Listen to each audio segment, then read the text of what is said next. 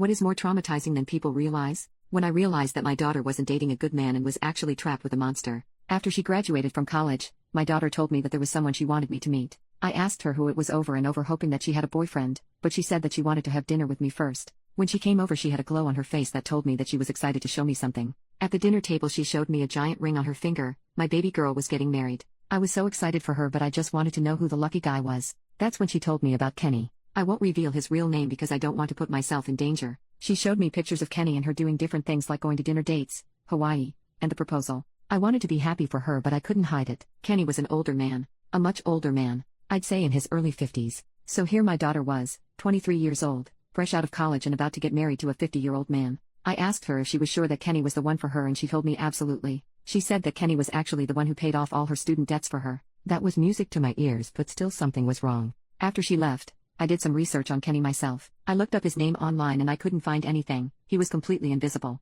I decided to surprise my daughter one day at her apartment and figured it could be a good chance to meet Kenny. When I walked up to her apartment, I heard the most vile sounds. My daughter was screaming. She was pleading for Kenneth to stop. Kenneth, his full name. I didn't think to look that up. He was hurting my daughter there, and I pounded on the door for him to stop. Their neighbors stepped out their doors because they heard the screaming too. I called the police, and in no time, Kenneth, old and short, was in handcuffs. My daughter cried with bruises and blood all over her. I told her what was going on, and she told me that Kenneth got upset that she told me about him. When I looked Kenneth up, I found who he really was. He was a convicted offender, the kind you find on a map. I asked my daughter if she knew. She did, and believed that he was different. I asked her how she met Kenneth, and she told me they started talking when she was 14 years old. She never told me because he paid her to keep their relationship a secret. He was the only person she loved. On the way to the hospital, I couldn't believe that I was so clueless. All this time I thought my baby was happy, that she had lived a normal life and had a normal relationship. I never checked her phone growing up. I should have known all of this. At the hospital, they cleaned her up and delivered the good news. I cried finding out this way,